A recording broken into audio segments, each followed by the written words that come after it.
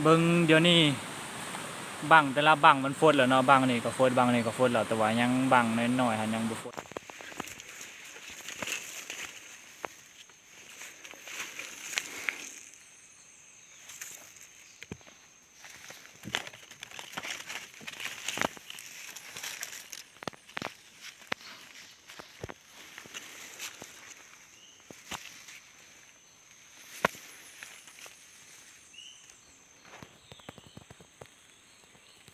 แล้วนะแต่ว่ามันยังข้างอยู่เถิงยังเป็นเห็นบ่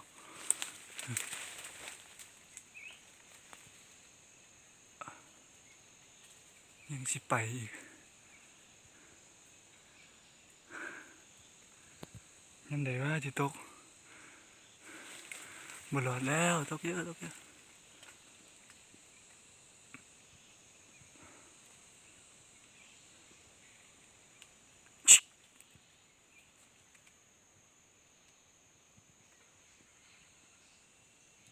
ป้าเดี๋ยวสิเอามันก่อนมันสิลงบ่ลงเลยเอาแล้วนี่เขา10 โมงเขามาฮอดแคมป์แล้วเนาะตอนเช้านี่เบิ่งเขาได้จักตัว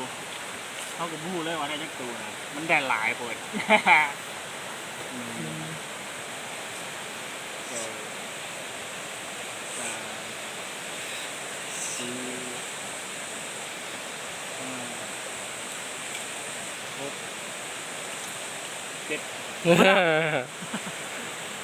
สุดยอดอยู่มื้อนี้นะได้อยู่โอเคได้โทรเข้านี่กับของในพานหน่อย3 ตัวเป็น10 ตัว1 2 3 4 5 6 7 8 9เท่าดูกู9เนาะกู6มึง3 9 ตัวเนาะพอดีแมน9 ตัวมื้อนี้นะกับตัวอันเก่าว้าวเบิ่งสภาพแคมป์ของเฮามื้อนี้จะมาบอกวิธีห่อบางขลามเนาะขลามเขาบ่แม่นเฮ็ดใส่บังน้อยเฮาจะเฮ็ดใส่บังใหญ่ๆนี่บังใหญ่นี่เฮาต้องได้ใส่ใบตองห่อเรามื้อนี้เฮาจะเอาตองจริงนี่แหละตองของแท้นี่แหละห่อค้างซี่ในปลามันเล็กนี่มาสั่งยำมันหนึ่งเหรอไปไหนไปซะมันจุสิวkhông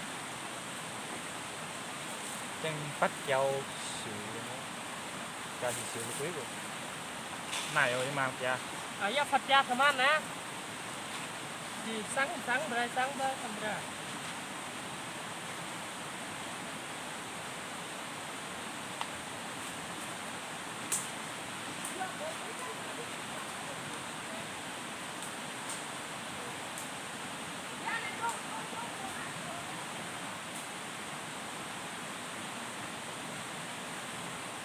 cái con này đôi chân áใบตองจริงมันจะห่อง่ายกว่าใบตองกล้วยเพราะว่ามันบ่ขาดบ่หักง่าย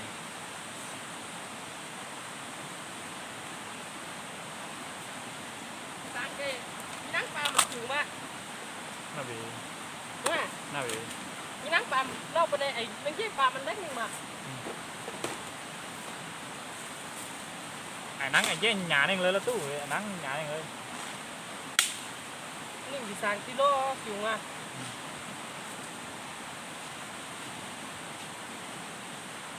mình đó bị chú cái này mình cưới già đúng à พูดต่อ พูดเท่านี่บาทนึงกูอย่าฝันโน่จอมยังกะเต่าฝันเต่าlâm tới nay già màมันกันทุกฟันra màถึงnay già เต่ามันจะแล้วก็อย่าคิดใหม่อันนี้ยังฝัดยี่เต่าฝันยังเต่าอย่าดีอย่ามูยังฝัดไปโน่เลยรู้ถัดโมงเขาจะเอา2 อันฟันไทยใส่กันที่นี่แล้วก็ยัดใส่บังเลยมันถึงพอดี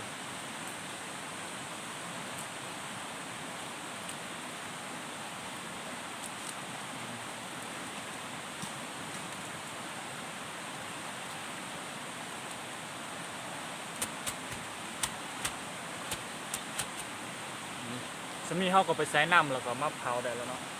อ่ะเอาน้ำมาใส่เยอะเอาจีบางพลามกัน ที่บางคลามคนนี้เซป้าหนอกกัวโหป้าคนโบ อยากกินข้าวแห้ง รู้แล้ว 10 โมงรู้ไหม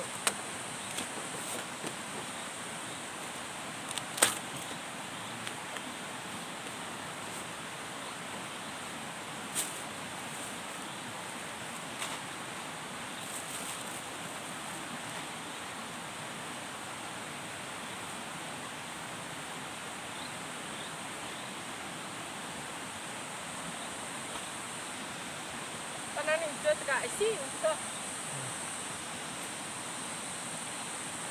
ที่ลำแจงมุกเย้านะที่กองเส้นว่า เป็นเส้นบ้างโอ้เกิดโกงเลย ยิ้มเหมือนกันที่เขาจะมาสะ กันสอยจังเขาอยู่ละ เขาได้cái ninh thì trang nhiều một rồi đến con đây kìa muốn con ninh xíu kìa bác cái nào bị chật chịu khuất rồi พี่น้องอันนี้สิวสิกัน sao bà bắt làm thế mẹ nó là gì mà มาไอ้ nó còn lo từ lúc rồi น้ำหยกกันมาตึงลึงใหญ่ๆตื่นถามยามา bục chân nó sợ đấy tức là thích mình tay thạo quá โอ้ยว่าอย่าไอ้บุก thiếuลืมใจว่ารู้ได้ก่อนนี่ này chỉ chú nó tuổi chẳng còn chẳng thì cả tuổi chỉ chẳng thì lên rồi ตุ๋ยบีเถาเย็นน่ะยังย่าอันกีตาร์ยังสั่งมา năng xăm hả sao còn ở giam โอ้ xăm บังมาเฮ็ดบ่ได้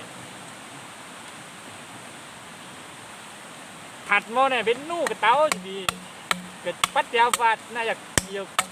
เจ๊กกองขุนจ้องปลามันนั่งกองตัวมันบาดหน่อยเด้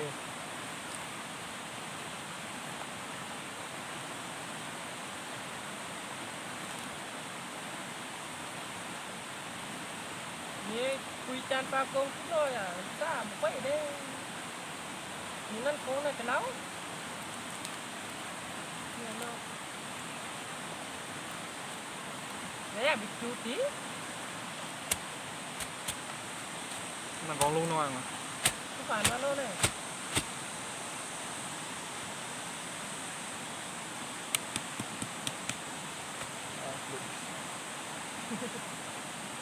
เกี่ยวไปก่อนเลย กูก็เลยกูว่าโคน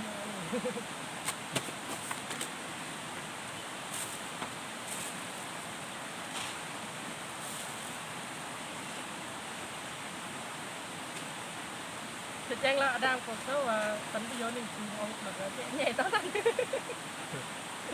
เป็นเจ้าบ้านเลยถัดถัด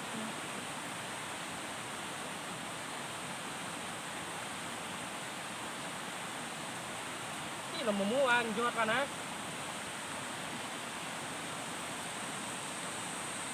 สักกะต้องมาเอาได้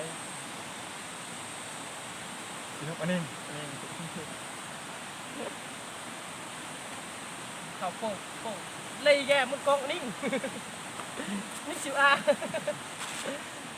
อยากยุ่งยุบปีเดี๋ยวไปถัดกัน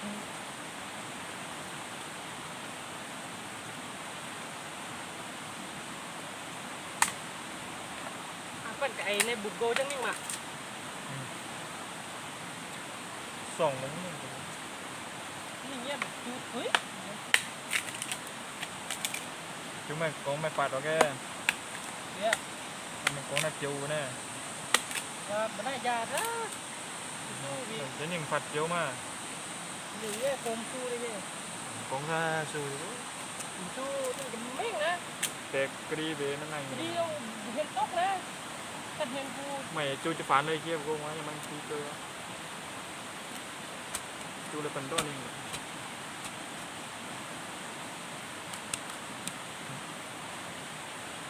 ในเรื่องตอนนี้ก็นิ่งในคนนี้ก็นิ่งเล็บโลนั่นของนี่ควันอยู่โลเนี่ยแต่ไงอ่ะที่ปัดก้อนเนี่ยให้ดู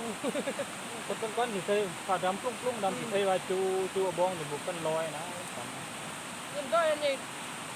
เขาโทกันนิ่งโทกันดำปลุ้งๆดำนิ่งมาเลยเฮ้ยมันน่าได้เป็นหนาคนนิ่งก็น่าจะนิ่งก็น่าจะนิ่งครับ ที่ทำนะ มาโทรว่ามา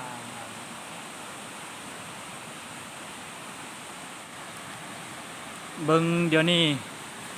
บังแต่ละบังมันฟดแล้วเนาะบังนี่ก็ฟดบังนี่ก็ฟดแล้วแต่ว่ายังบังน้อยๆหันยังบ่ฟดเถื่อถ้าเวลามันฟดประมาณ15นาทีแล้วเฮาจึงสิปีนท้องน้ำออกแล้วก็ปีนแล้วก็จีให้มันสุกค่อยๆจีให้มันสุกเนาะอันนี้มันกำลังฟดถ้าว่ามันฟดโดนฟดมันก็สิเฮ็ดให้ข้าวหันเปื่อยฟดบ่แซ่บถ้าว่ามันบ่ฟดหั่นน่ะก็เฮ็ดให้ข้าวหันบ่สุกเนาะเป็นยังเป็นเม็ดข้าวสารอยู่กินบ่ได้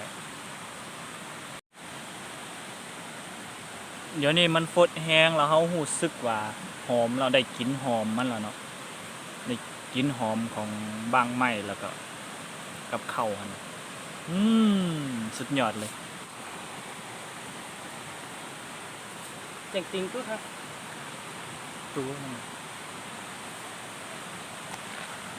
ไม่ได้จริง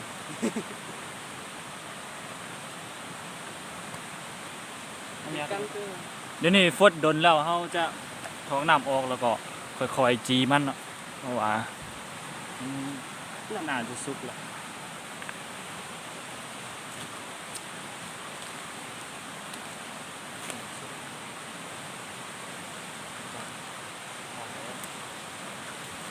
โอ้ยเจ๋ง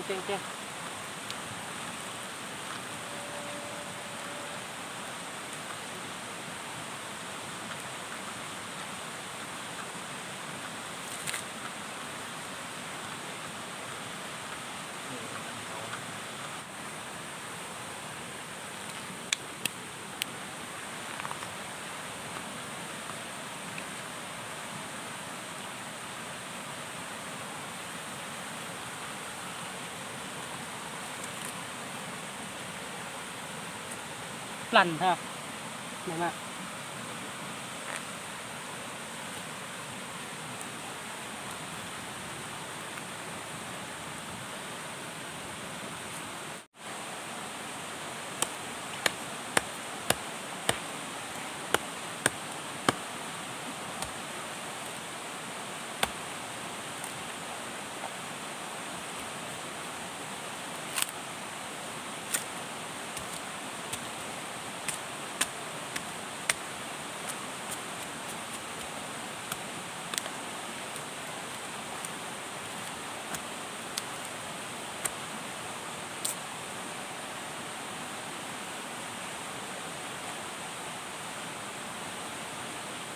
โอ้ว้า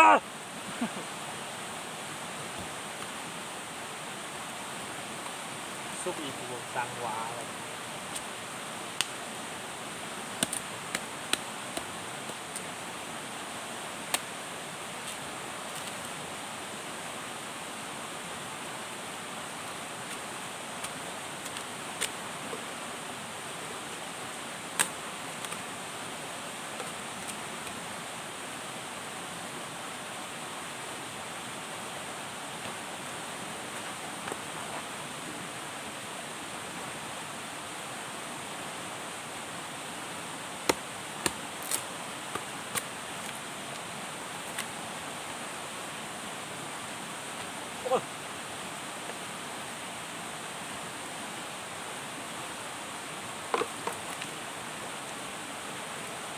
ไปดี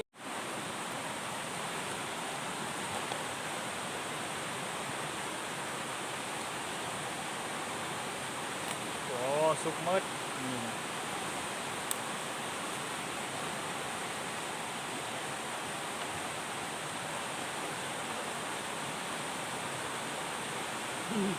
โอเคเดี๋ยวดับแปลงครับ อ้างค่ะ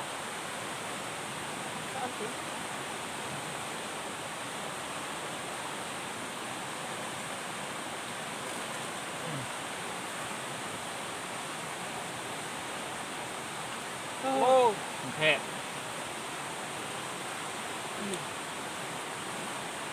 สวย หมดแล้วมึง